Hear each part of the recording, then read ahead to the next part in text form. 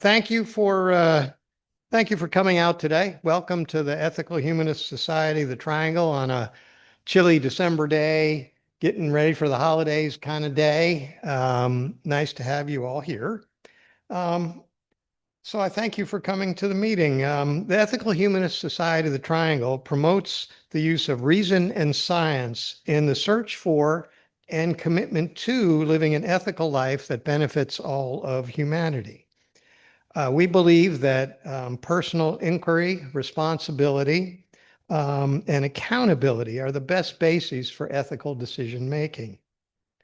Our weekly forums seek to broaden our understanding of ethics and human nature, and our congregational community encourages us to share diverse opinions, friendship, and camaraderie. We welcome everyone to share our journey. If you'd like more information about the society, we have Jan at the greeters table over there can help you out. And you can ask anyone, folks with a little EHST badge, will tell you who we are and what we do. So we are a community and we like to share our joys and concerns. And Solomon will helpfully, we have a mic and the mic has two parts, one for Zoom, one for in the room. And so please speak into the mic so everybody can hear, including our Zoom audience. So any joys, concerns people would like to share?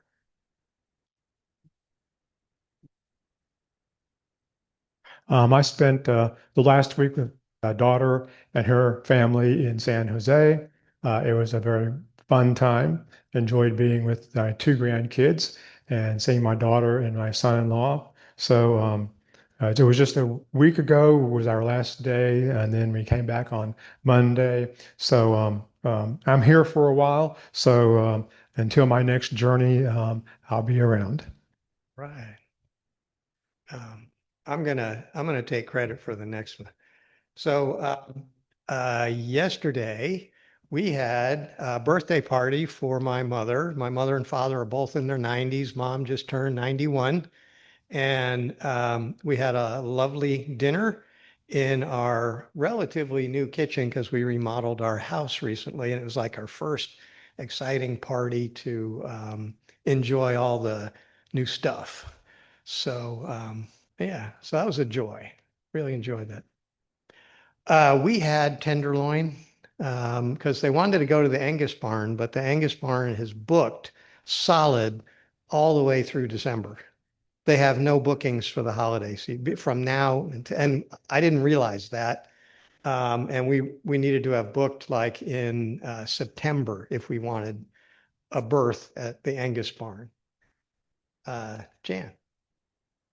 Jean, sorry.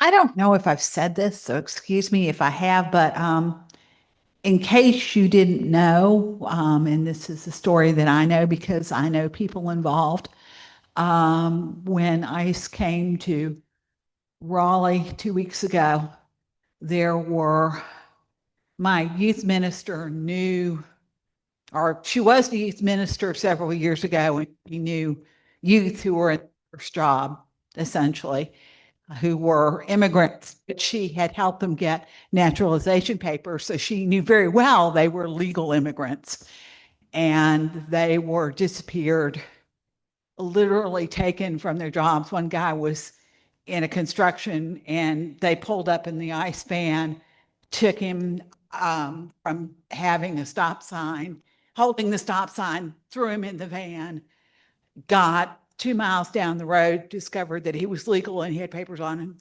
threw him out the van door. When he yelled after them, they threw the papers in the median next to him and sped off.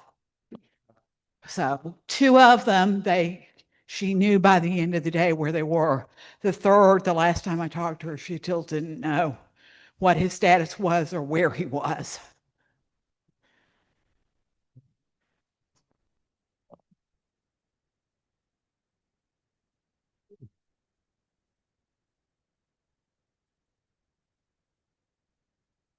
So I sent out an email on this, so maybe most of you know it already.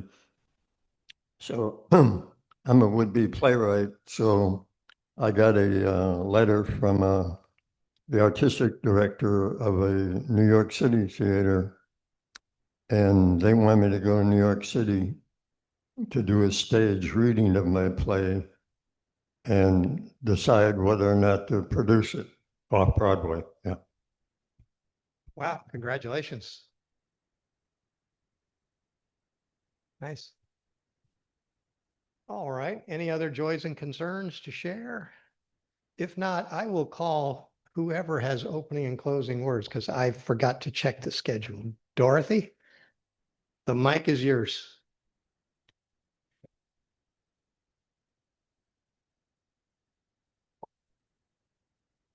Is that the right idea? So our topic today is on abortion, which is a kind of a tough topic in some ways. And we often start with some reading or poems related to the topic. And I went out and looked for something on the internet because I kind of left it last minute, frankly. And a lot of what's out there is,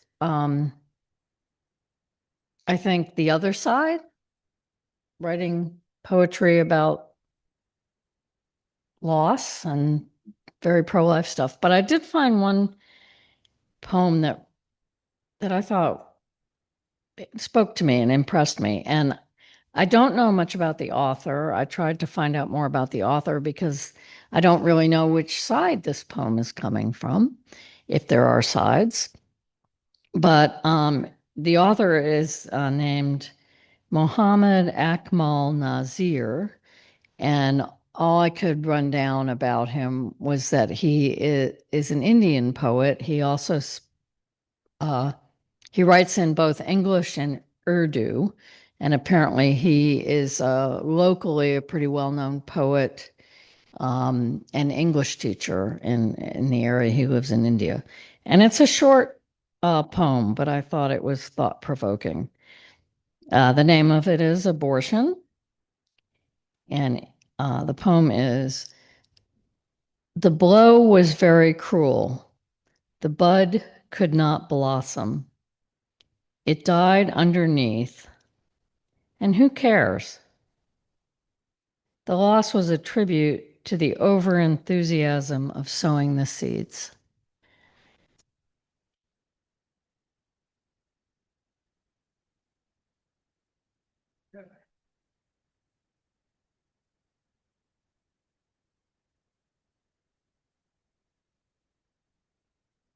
So I'd like to introduce our speaker today. Stan Henshaw is going to give a presentation today about some of his take on the abortion issue. Stan has a PhD in sociology. He worked for many years as the deputy director of research for the Guttmacher Institute in New York. I believe that's in New York City. Yeah. His work centered on abortion services, and one of his responsibilities was to testify as an expert witness in lawsuits challenging abortion restrictions. Although now retired, Stan maintains an interest in this topic, and we have others in our group as well. Solomon has given talk in this area and has some certain clear interest in it. And Stan stays up to date with developments. And as one of our own and board member of EHST, I'd like to welcome Stan to the podium here to give us a.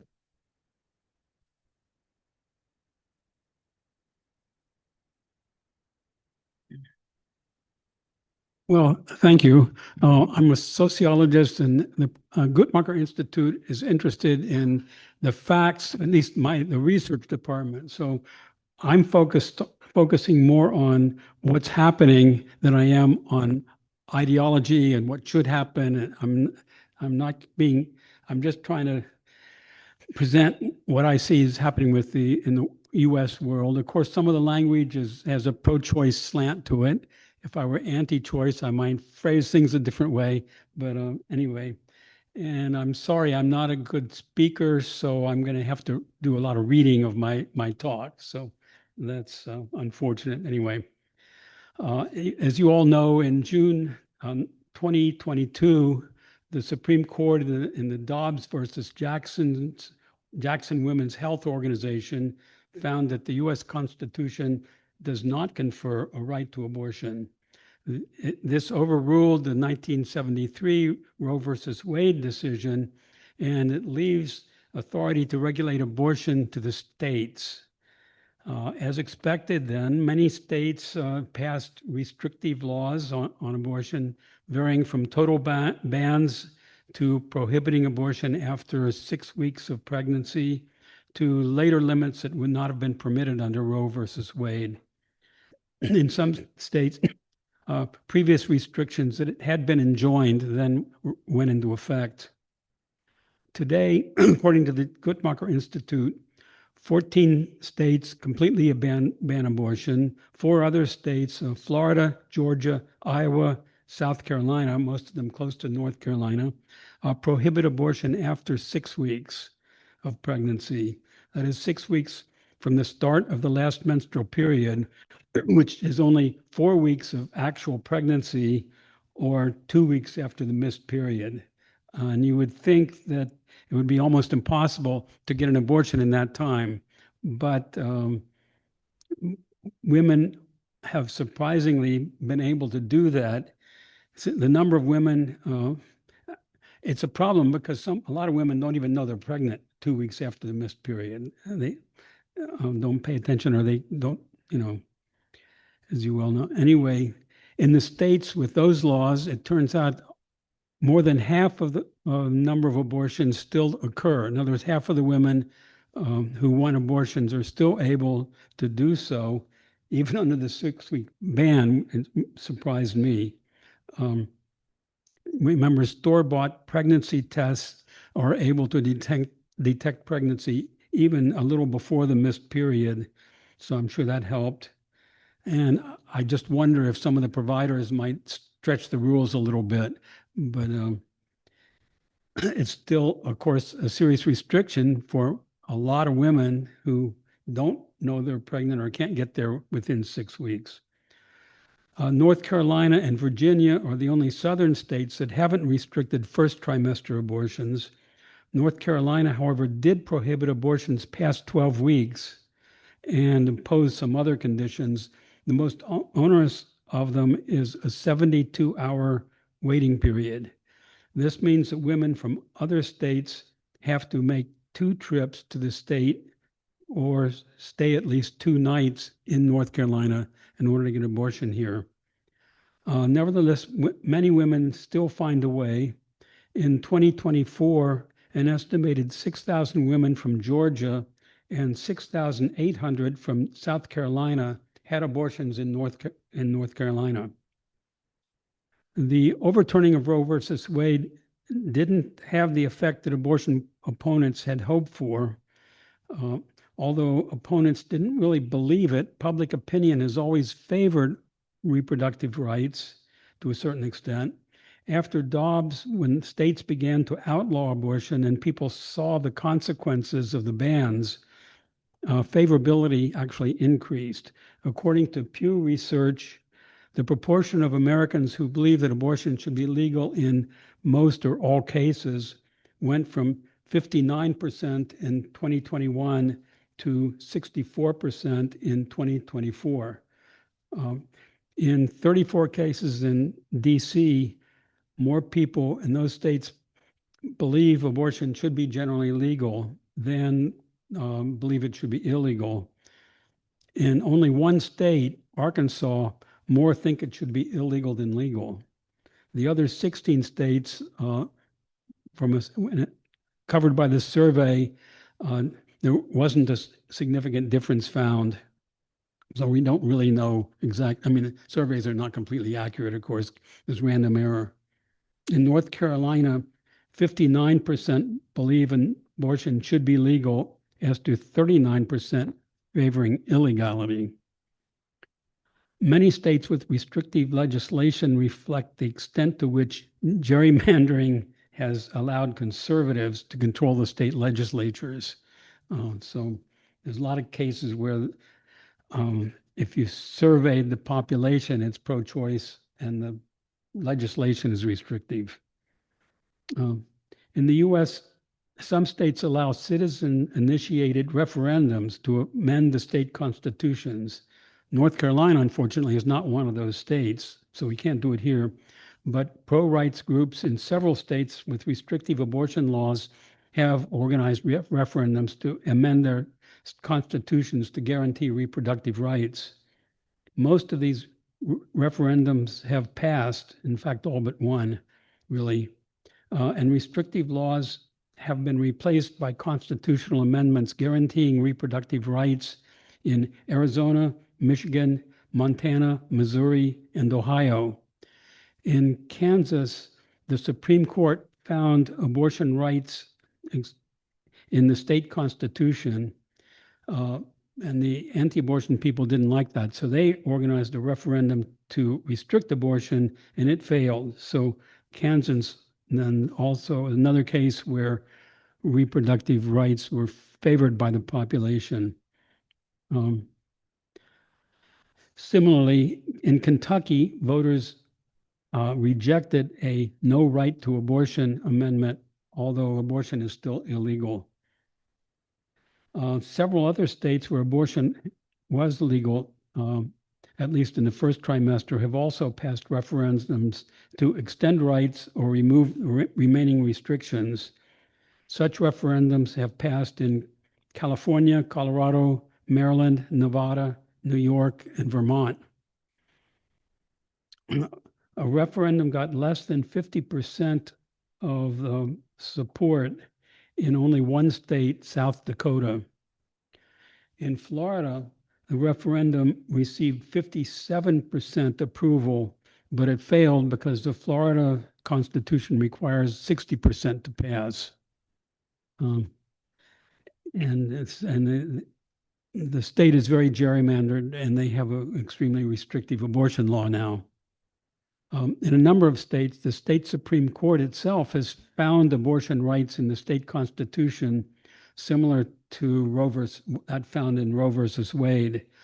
These include Alaska, Illinois, Kansas, Massachusetts, Minnesota, Montana, New Jersey, and Washington. Many of them had liberal abortion laws anyway, but still there were maybe restrictions, but they were challenged in the Supreme Courts found support in their constitutions. Wyoming's an interesting case. In 2012, Wyoming voters passed an amendment that guarantees competent adults the right to make their own health care decisions. This amendment was in reaction to Obamacare, which conservatives thought would give the federal government control over health care decisions. You remember death panels? Anyway, so this was to protect the rights of Wyomingans. But a state court has now found that this clause covers abortion, and Wyoming's abortion restrictions are currently enjoined, although the case is now before the state Supreme Court, so we don't know if it'll last or not. And then the question there is whether abortion is health care for the purpose of the amendment. In another state, North Dakota, a judge found reproductive rights in the state constitution, but then was reversed by the state Supreme Court. So today, 14 states have complete bans on abortions, and others have partial bans. Others remain liberal. So what was the impact on the number of abortions taking place in the country? Actually, it went up, surprisingly.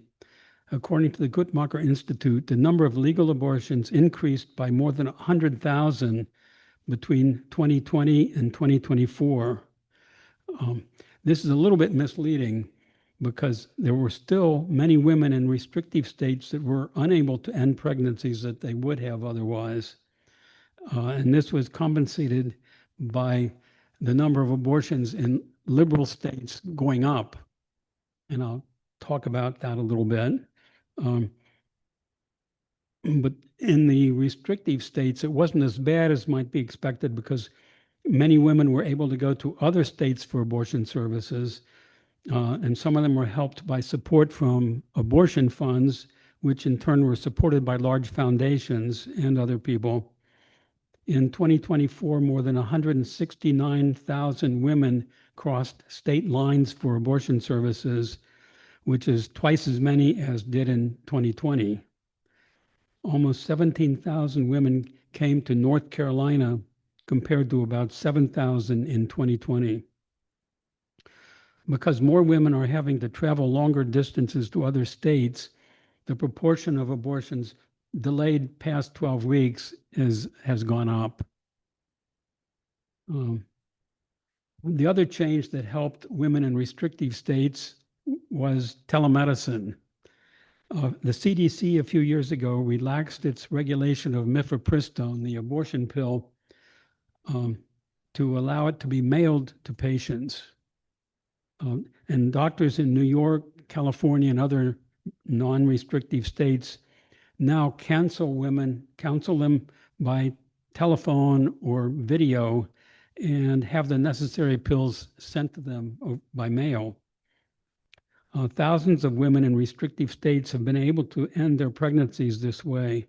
The number of abortions by telehealth has increased from 4% to 19% of all abortions in the United States. Now, women in the liberal states, as well as those in restrictive states, take advantage of this convenient service. Of course, conservative states don't like that their residents are managing to avoid the restrictions. Louisiana has indicted a New York doctor and attempted to have her extradited to Louisiana for sending pills to Louisiana patient. To protect their doctors, New York and at least 17 other states have passed shield laws that prohibit the enforcement of judgments or injunctions against their medical practitioners for serving women in restrictive states. California recently expanded its shield law to allow providers to keep their names off of the pills themselves that they send out. Now, the constitutionality of the shield laws has not been tested, and it's questionable, but so far it's working.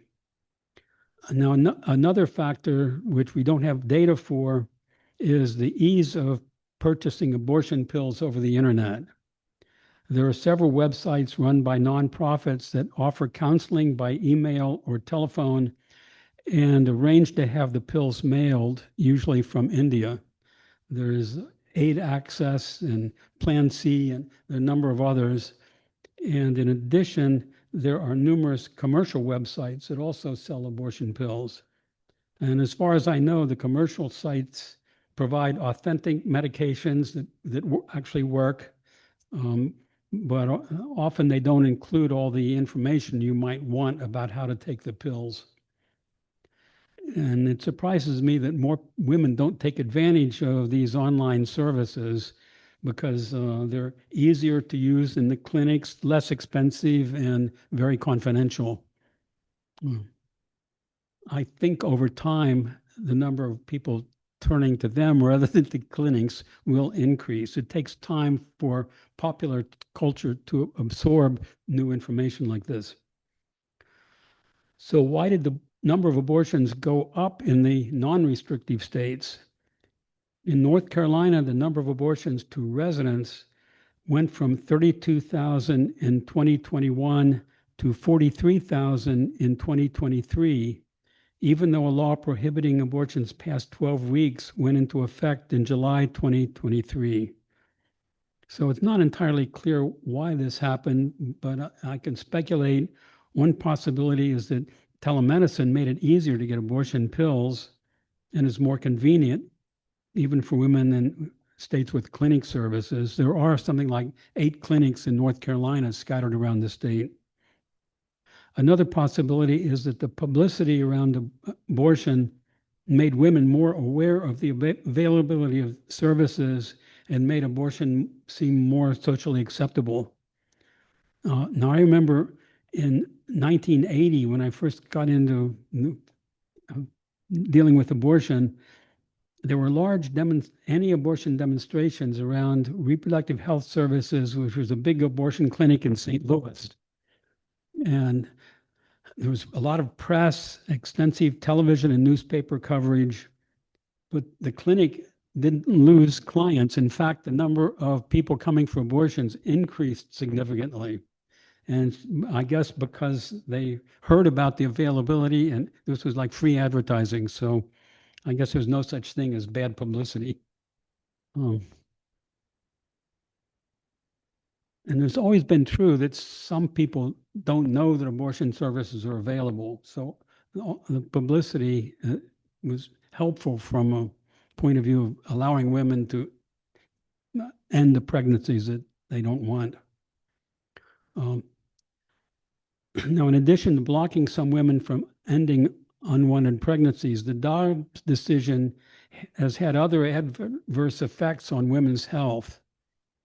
A major problem turned out to be the exceptions for life endangerment and serious health conditions that are included in most of the total bans and the late abortion bans.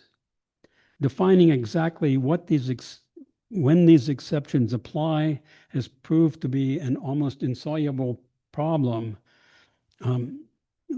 They talk about, physical health and permanent damage to organs. I don't know. They have various wordings for these exceptions, but it's almost never clear exactly when it applies and when it doesn't. When the penalty for violating a ban is as a criminal prosecution, physicians are reluctant to intervene and sometimes delay until it's too late to prevent serious injury or death. Doctors charged with a criminal offense suffer serious damage to their careers, even if they are acquitted.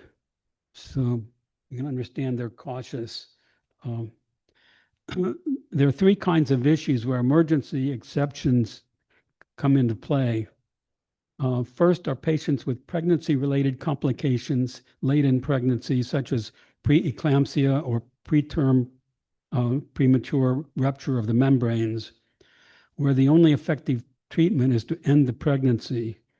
In these cases, waiting could result in life-threatening infections or dangerously high blood pressure. In clinics, physicians often wait, and the danger is they're increased. Georgia, a woman whose water broke could not be treated until she developed an infection.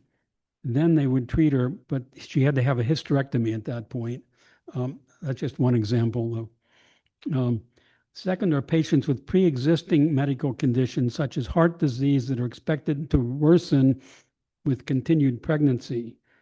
Although doctors know that these patients will likely reach a life-threatening point, the fact that they are not in immediate danger means that clinicians are legally barred from intervening, leading to worsening health outcomes. Third are patients facing inevitable fetal or infant death.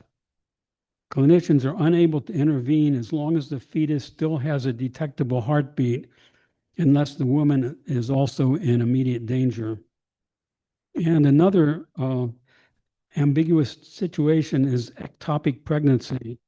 It isn't always clear to clinicians whether the restriction applies to ectopic pregnancies before the tube bursts. Of course, you don't want to wait till the tube bursts.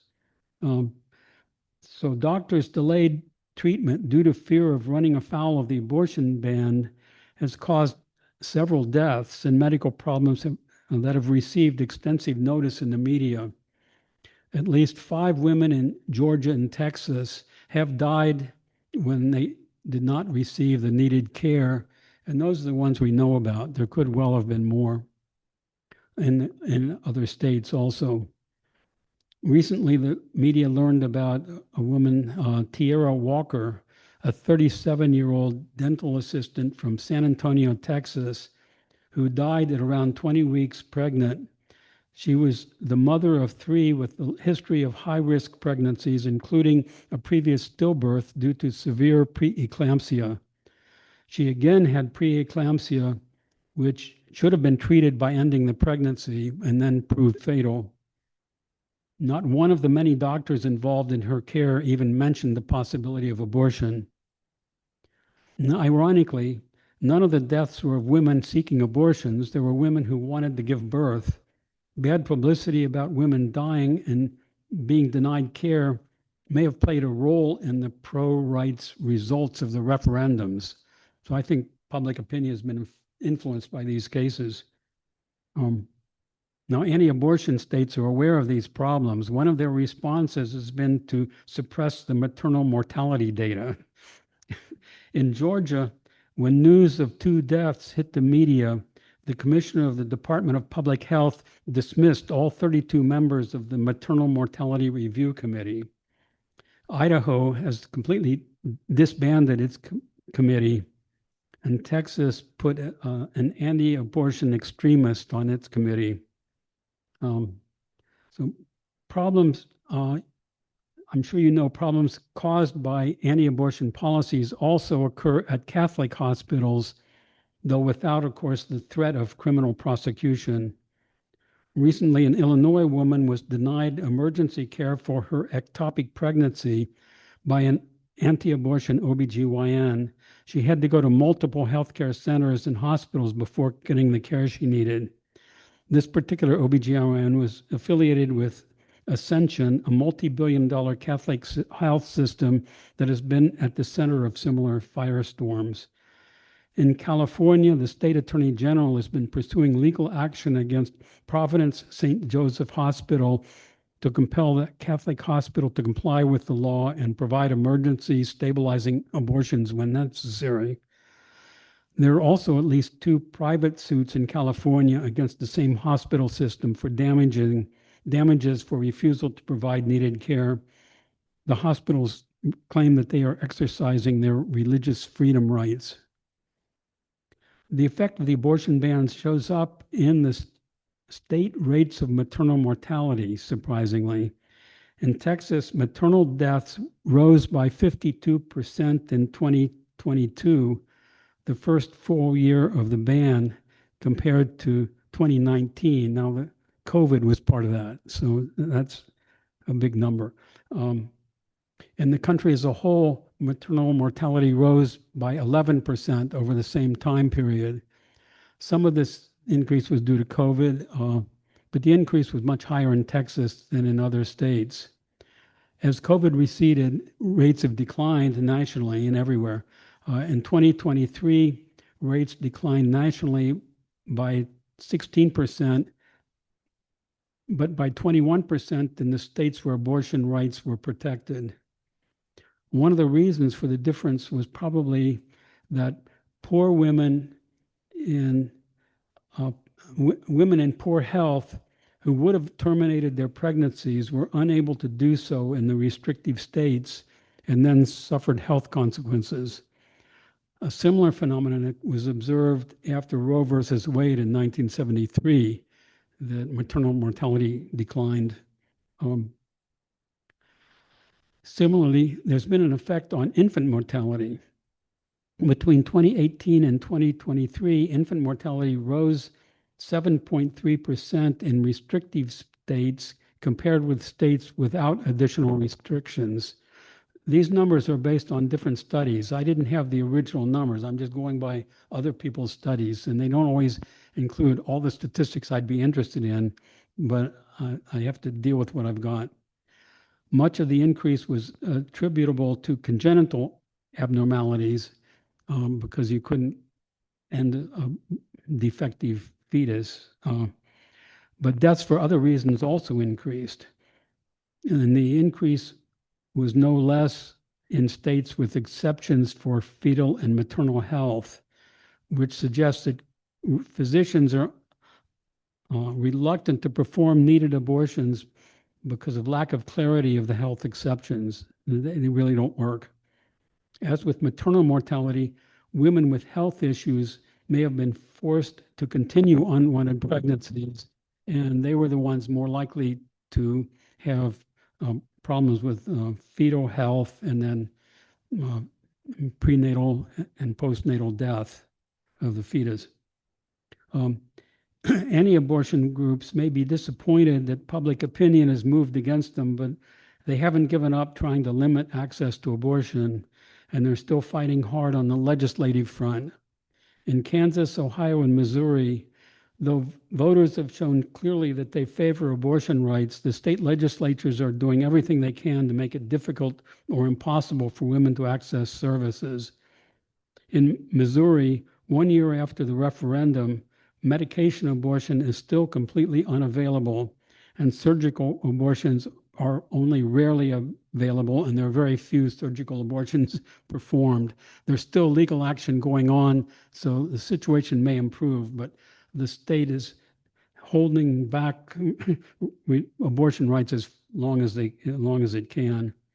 And in what they're doing in Missouri, the state legislature has organized another referendum, hoping to this would undo the one that passed before and make abortion illegal again, or make it state legislators allow to make abortion illegal. Now, other successes of the anti-abortion movement include the defunding of Planned Parenthood by prohibiting Medicaid from covering services provided by organizations that provide abortions. This law is temporarily enjoined by 2 lawsuits, one by Planned Parenthood itself and one by the attorneys general of 22 states. We don't know what the Supreme Court will do, or maybe you can guess. Anyway, California and Washington state are trying to make up for the Medicaid payments lost from the federal contribution. So they're trying to preserve Planned Parenthood in those states. It may happen in others. And there are many other ongoing attempts to block access to abortion. In Texas, a new law allows private citizens to file lawsuits against anyone who manufactures, distributes, or plays any part in helping a pregnant Texas woman access abortion-inducing medication. So in this suit, a relative of the fetus can win a minimum of $100,000. A proposed law in Oklahoma would make it a felony to deliver abortion medication into the state. After the Dobbs decision, there was a spike in violent incidents targeting abortion providers, including arsons, burglaries, and death threats. Crisis pregnancy centers have proliferated with support from state governments. There are at least 4 times as many, maybe more, crisis pregnancy centers as abortion clinics. If you don't know what a crisis pregnancy center is, I can tell you later. States are requiring that elementary students be shown a video called Baby Olivia that inaccurately details fetal development. So in some states, all elementary schools students have to watch this video. Another threat to abortion services is the ongoing effort to limit or prohibit the use of mifepristone, the abortion pill. RFK Jr. has asked the FDA to reconsider its approval on the basis of a misleading study by an anti-abortion organization called the Ethics and Public Policy Center. The study claims that a large proportion of medication abortion patients have serious complications, and this is based largely on the number of visits to an emergency room. However, bleeding is an expected result of a medication abortion, and many patients consult an emergency service because they're not sure how much bleeding to expect, and a majority of them need no treatment whatsoever. And some patients do require vacuum aspiration to complete the abortion, but this also is not a serious complication. It's a known effect. It's no worse than having surgical abortion in the first place. The mortality rate for medication abortion is similar to that of vacuum aspiration abortion, and they are much less than 1/10 the mortality of continuing a pregnancy and having a baby. So mainly based on this study, Republican senators are demanding that the FDA take mifepristone off the market as an imminent hazard. Also, a group of state attorneys general are suing the FDA to restore restrictions that had been withdrawn, and this would affect telemedicine. One of the restrictions withdrawn was the doctors could have pills mailed to patients. And this is ironic because just recently, a federal judge has found that the few remaining restrictions were unnecessary and not supported by the data. State abortion restrictions have had a number of other effects. Idaho has lost 35% of its OBGYNs, and Iowa is experiencing a shortage. New Mexico and New Jersey have put up billboards in Texas to recruit doctors who are dissatisfied with the abortion ban. I should have mentioned a number of states, of liberal states, have actually passed more legislation assuring abortion rights and reducing restrictions. So there's been a polarization, some states going one way and some the other. To summarize, since the Dobbs decision, abortion has become illegal in 14 states and substantially restricted in 4 others, but most women still have access to services, and public opinion has grown more accepting of abortion.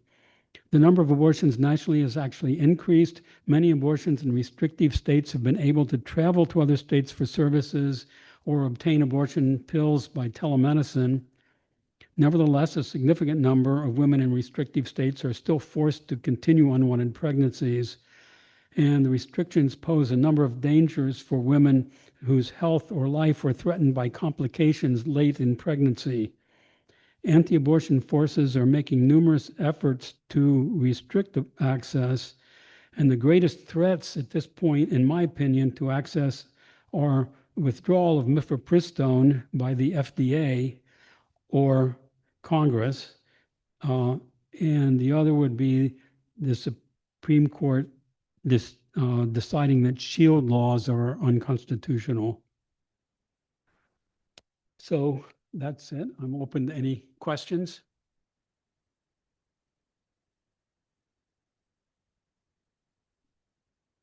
So what we're going to do is have a brief intermission to pass the baskets. Our society is an all-volunteer organization. We receive no money from any other organization. We survive due to your commitment to our common goals. So we pass the baskets. Thank you in advance for your generous donations. And to move on to questions and answers, Stan will be happy, I believe, to take some questions, comments. Please raise your hand, wait for the microphone, and ask only one question at a time. Let everyone have a chance, and then we'll go back to you if you have additional questions. So Solomon will help with passing the mic, and I'll turn the mic back over to Stan. Okay.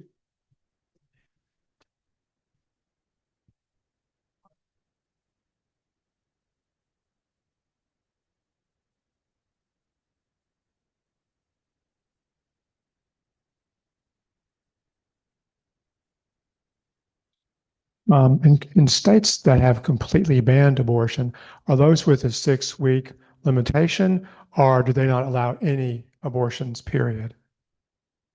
I'm sorry, my hearing isn't good. In those states that you said completely restrict abortion, outlawed, is it totally outlawed, or are there exceptions? Is it the 6-week ban that's doing that? How is it totally prevented? Okay, the states with 6-week bans all mostly have exceptions for serious health problems. If your life is endangered or sometimes other conditions. But generally, if you don't get in by 6 weeks, there's no service provided. And so those are the ones that just have total bans. And others have total bans from fertilization on. Oh, okay. Okay. Gotcha. I mean, most of them are total or, yeah. I apologize if you've already addressed this question, but has anyone, any state where there are restrictions targeting the provider of the abortions been successful with the citizen of their state has gone out of state? Have any of those been successful where they go across state lines? Have the prosecutions been successful? No. No, not to my knowledge. There was one case, this is a strange case, and I don't remember all the details. It was a Texas woman who went across the country and somehow her boyfriend was accusing her of having an abortion against his wishes or something. And so the state authorities got involved. There was something that was considered illegal, and they got, I don't know if you're aware, but all over the country, there are license plate readers. There are like many thousands of them. And the police in Texas got the records from the whole country. So they were able to trace where this woman had gone. And the pro-choice world was pretty upset about that. Nothing, in the end, no charges were filed against the woman. But yes, they could be followed, but no, I don't think there's been any actual prosecution of women going to other states.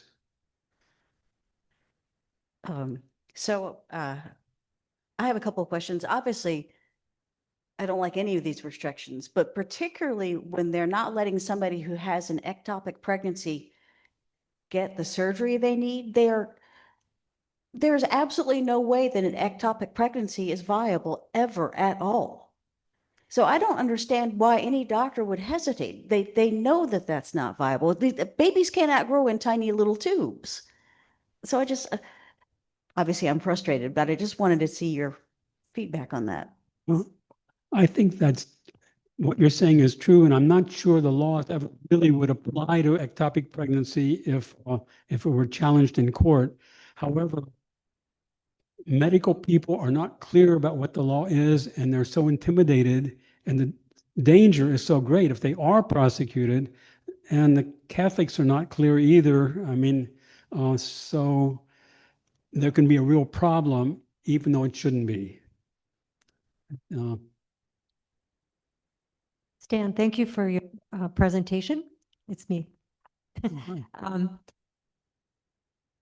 Data prosecutions of physicians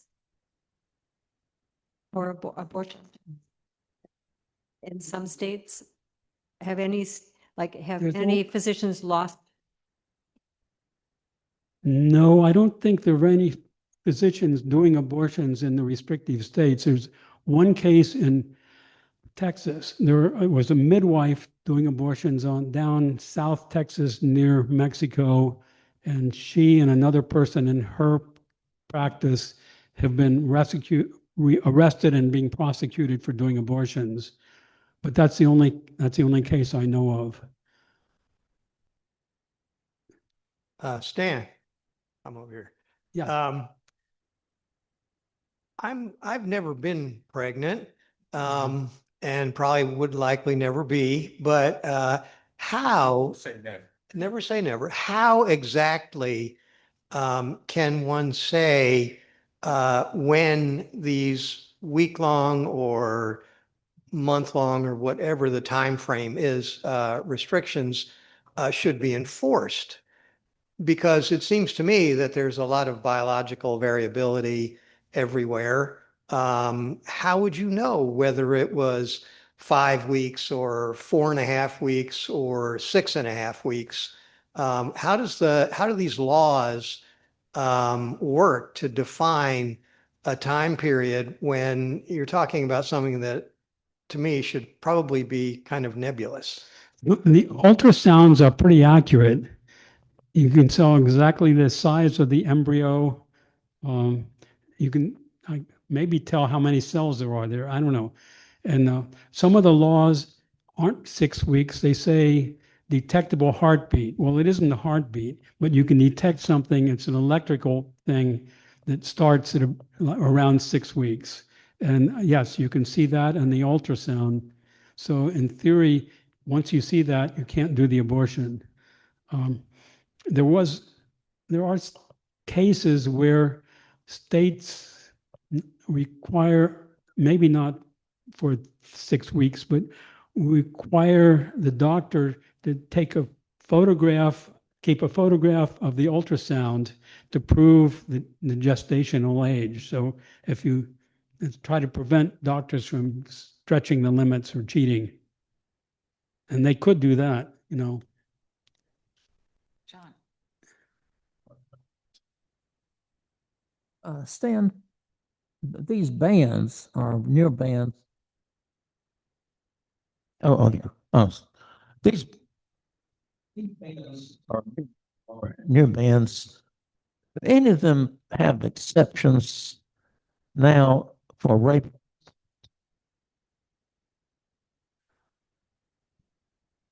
That's a good question.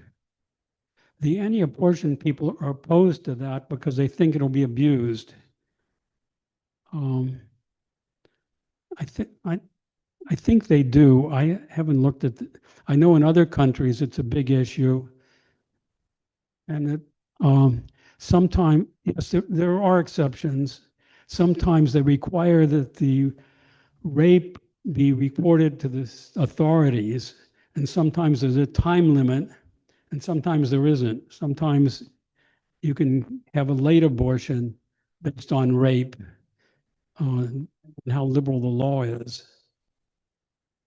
So yeah, people are thinking about that, and it's a good public relations point. But the anti-abortion people, the extreme ones, think they shouldn't have abortion in that case either. Some of the laws are that strict.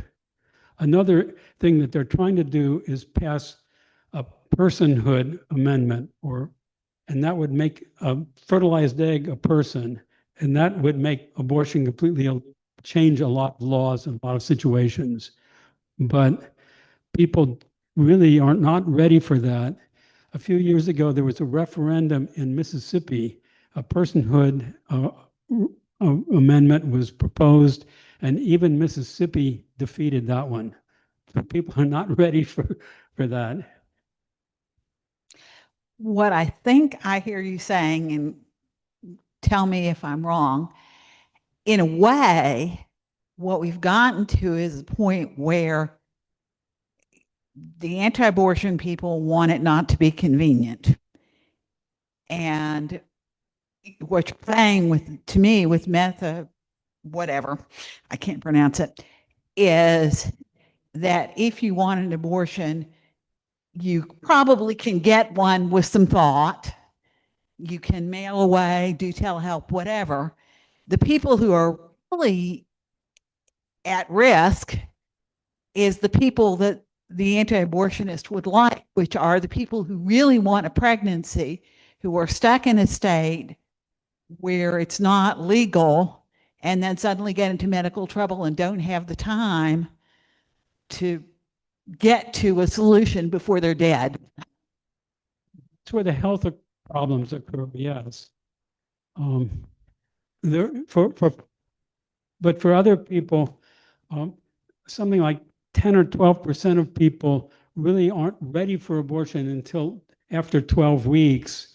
And at that point, if you buy pills over the internet, it's pretty messy. You're really going to have to go to a hospital to have it completed. And if it's over like 18 weeks, it's not good. I mean, it's so at that point, you're stuck. I mean, there's not a way to avoid the laws except by going to another state or another country.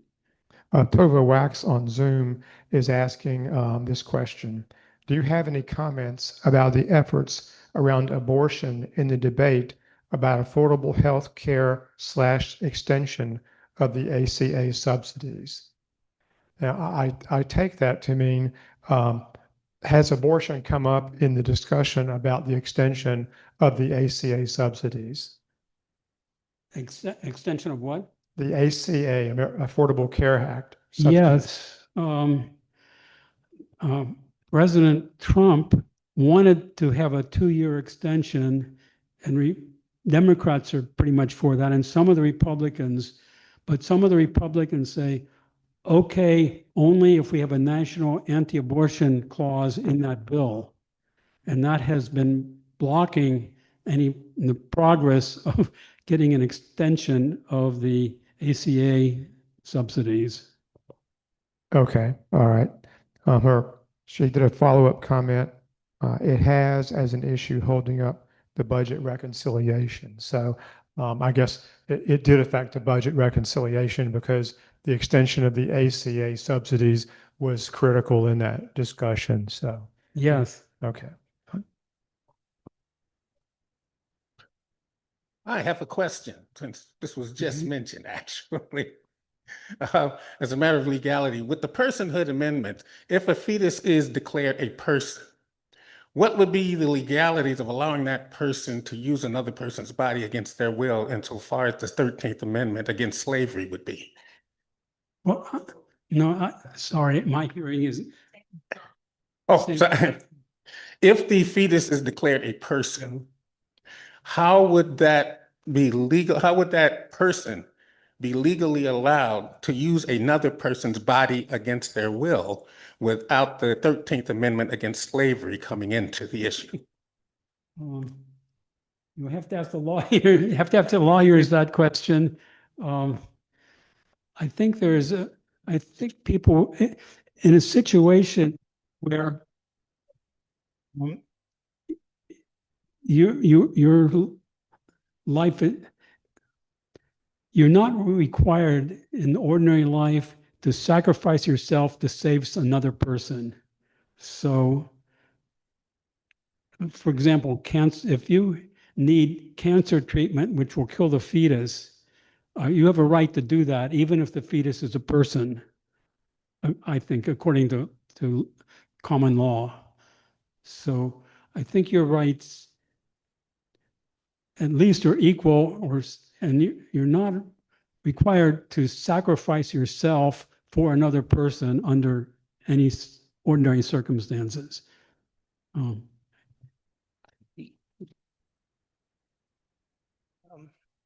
Follow-up question from what I had before is concerning the states that have total bans. I know it hasn't been a tremendous number of years since that was enacted. How has the number of, you may have said this and I might have missed it, how has the number of births and population data reflected this change in those states with total bans? Okay, I'm glad you asked that question. I actually looked into that just before coming. I have a table here that it turns out to be not real clear cut. I compared Texas to the rest of the country, and it looks like the birth rates were going down everywhere. And it depends on which, I think the best comparison, Texas abortion ban went into effect in 2022. So if we compare 2021 to 2023, the birth rate nationally went down 3.2%. Texas went down 0.2%. So there is a difference. If you look at teenagers, Nationally, teenager birth rate went down 5.8%, Texas 4.4%. So it looks like it did have an effect, but depending on the years, it's not going to be clear cut because the abortion bans make people more careful. One of the things I didn't have time to talk about was that more people are getting surgical sterilization, more people are using IUDs. IUDs are very effective in preventing unintended births, unintended pregnancies. If you prevent unintended pregnancies, then you prevent births too, because half of the unintended pregnancies are continued.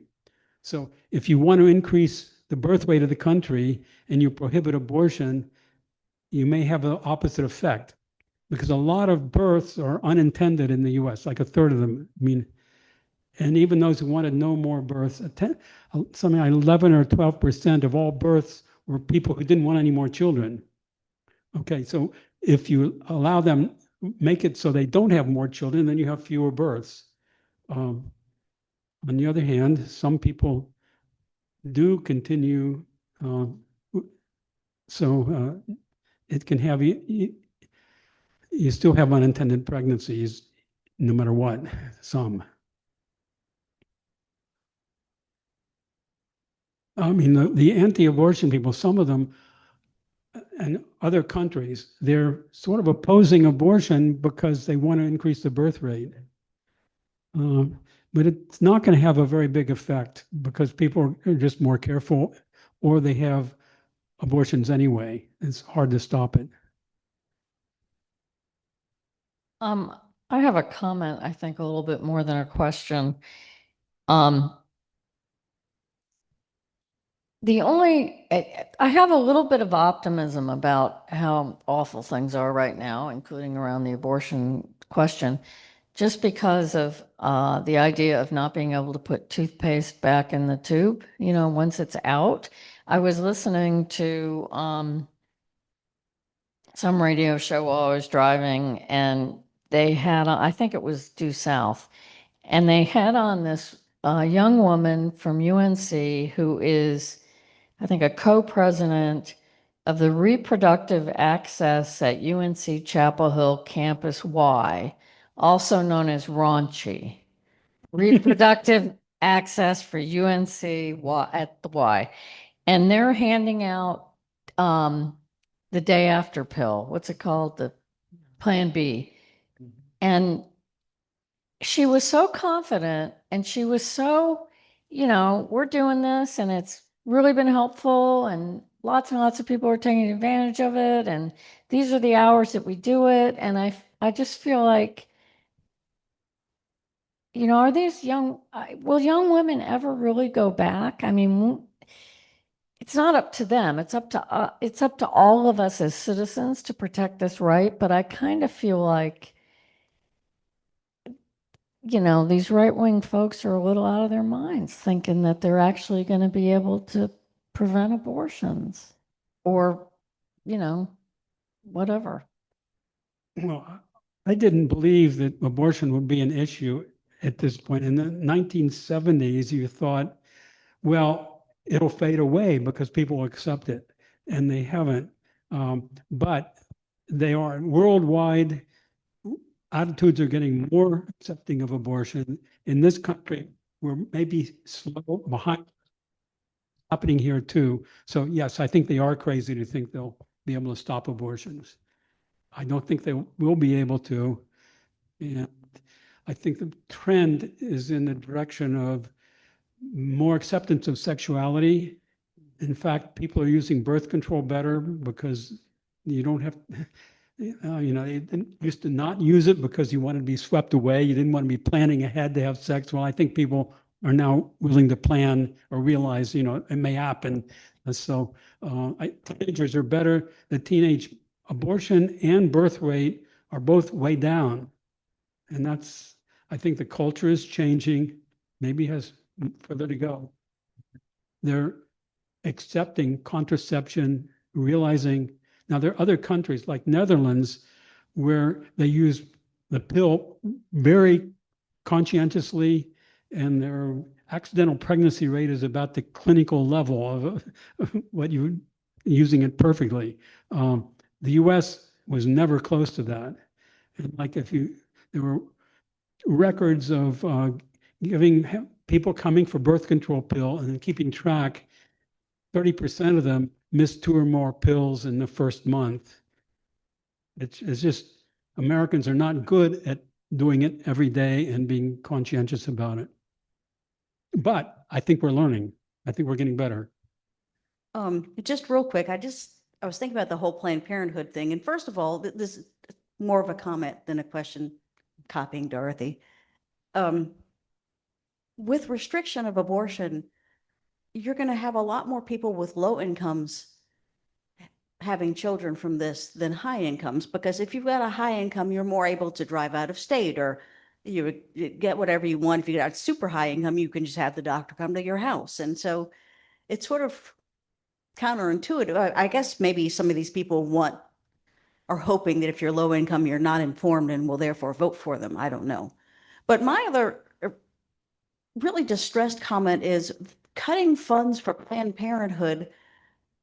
Planned Parenthood is the only healthcare access that some of these women have, particularly with lower income. And it's not just about their pregnancies. It's not just about abortion. It's about a lot of women's health issues. And I just find that very distressing. The anti-abortion people are also against contraception. And they don't care if the IUD, which is a great method, were illegal. They claim sometimes it causes abortion. We'd be happy with that. Some of them are pretty extreme. So if you look beyond the abortion, you got to think about the contraception issue too. I'm going to take one more question, and then we got one last one. Did I just? Oh, okay. My question is, do you have, or Guttmacher, have statistical breakdown of how race is affecting abortion and infant and maternal mortality? Well, yes, I don't have the latest figures, but Black women have a much higher abortion rate than white women, and maternal mortality is good. I'm sure it's at least twice as high for Black women as it is for white women. And I'm not sure exactly why that is. People say it's healthcare. Could be. I don't know. Tova Wax has a question and a comment. She said, what, if any, real efforts are there to provide more support and health care to women who carry their pregnancy to term? And then the comment is, some people will want to ban abortion, but also reduce government support for mothers who were raped, assaulted, etc. So the question is, do you see many efforts being made to provide more care for women who carry their pregnancy to term? No, the crisis pregnancy centers offer diapers and things for the newborns. There's been nothing that I can think of about helping. Well, I mean, cutting the ACA, it's going to hurt healthcare. And now Medicaid expansion, pregnant women can get Medicaid at a higher income level than non-pregnant people. So there has historically been more help for pregnant women and childbearing.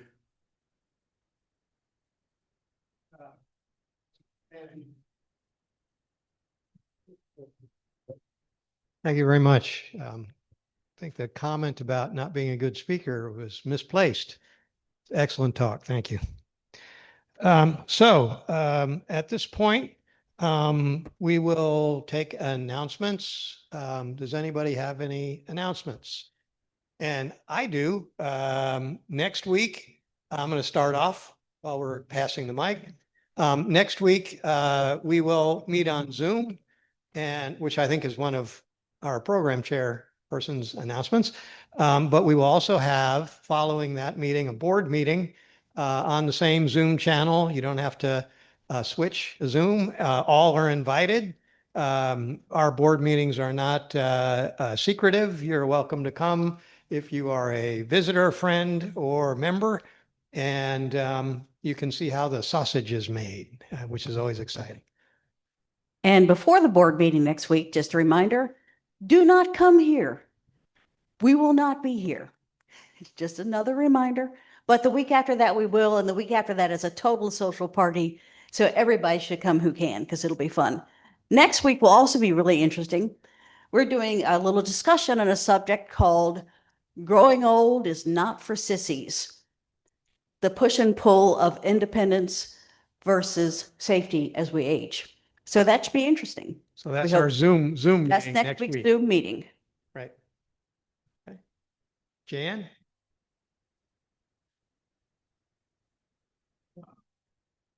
See, we've received a few coats for the coat drive we're holding before Christmas time.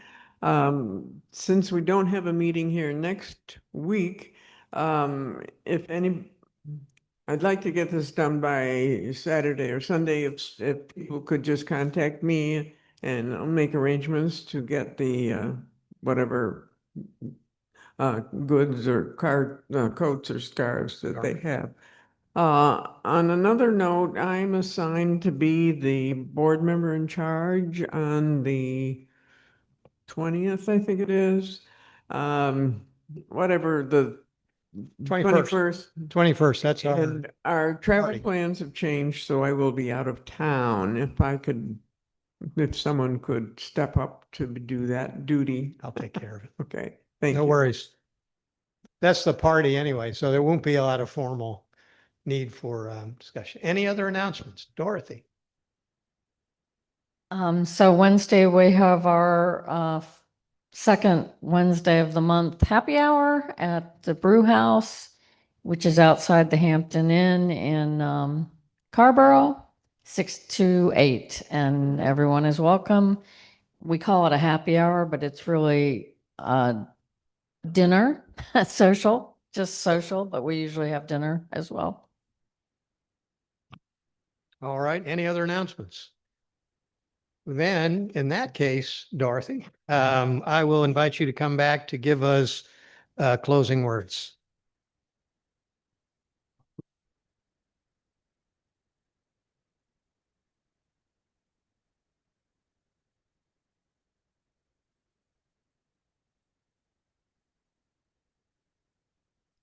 I chose something a little bit more traditional for closing words. In fact, I stole this. I do a online yoga every month or every Tuesday, actually, with a bunch of my cousins and some other women. And the instructor is just really great. And she actually read a poem to us during our session last week, and I thought it was terrific. So I thought I would read it here.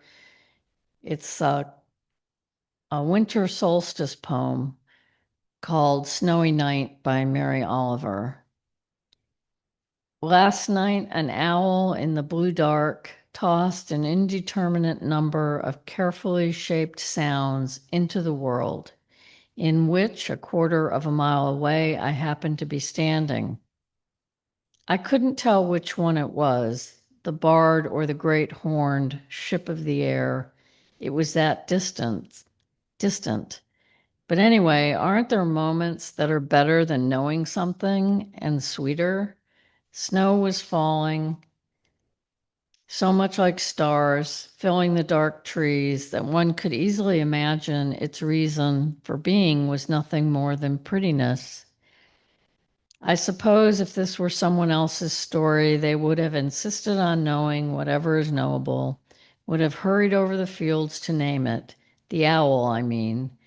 But it's mine, this poem of the night, and I just stood there listening and holding out my hands to the soft glitter falling through the air.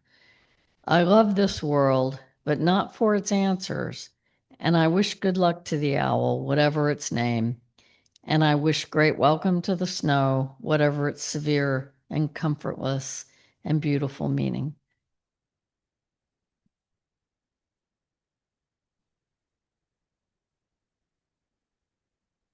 Right. Well, thank you. We will now move to adjourning our meeting, but we have some lovely refreshments back there. I'd like to thank Jean and John probably for